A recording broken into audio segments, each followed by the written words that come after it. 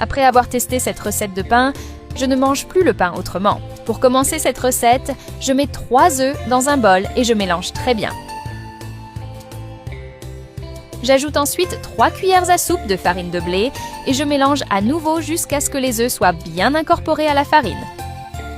J'adore ce genre de recette, simple mais avec une petite touche en plus. J'ajoute maintenant une tasse de crème fraîche. Je gratte bien le pot pour ne rien perdre de ce super ingrédient. J'ajoute aussi une tasse de mozzarella, du persil selon le goût et une cuillère à café de sel. On mélange bien tous les ingrédients jusqu'à obtenir une préparation homogène. Maintenant, vient l'ingrédient que je préfère utiliser dans mes recettes. Je coupe 3 pains en tranches. Quand ma famille me voit couper du pain en cuisine, ils savent déjà qu'un plat digne d'un restaurant 5 étoiles arrive. Après les avoir coupés, je plonge les tranches dans notre mélange. Et avant que j'oublie, dis-moi de quelle ville tu me regardes pour que je puisse t'envoyer une salutation spéciale. Aujourd'hui, le salut va à Camille Laurent de Lyon, Auvergne-Rhône-Alpes. Je suis vraiment content que tu apprécies nos recettes. Dans une poêle, je verse juste assez d'huile pour couvrir le fond. Puis, je dépose chaque portion, une par une.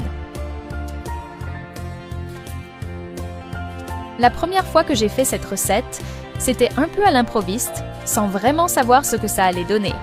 J'ai commencé calmement, à ma façon, et quand j'ai mis à frire, ce petit crépitement m'a rassurée. En retournant les tranches, une belle couleur dorée est apparue. J'ai même eu envie de prendre une photo.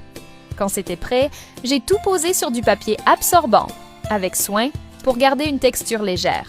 C'est là que le parfum a vraiment envahi la cuisine. Un arôme qui monte doucement, tu vois? Et tout à coup, sans que je dise quoi que ce soit, des gens sont arrivés, curieux, rien qu'à l'odeur et à l'apparence. Et le plus surprenant, c'est que personne ne croyait que c'était une recette toute simple, faite avec ce que j'avais à la maison. Le visuel était tellement net et soigné que certains pensaient que je l'avais acheté. Les bords dorés, la surface lisse, tout donnait envie de savoir comment j'avais fait. Depuis, c'est devenu presque une tradition ici. À chaque fois que je le fais, l'attente est là. Et j'adore ça, parce que ça montre que quand on met du soin dans chaque étape, le résultat se voit.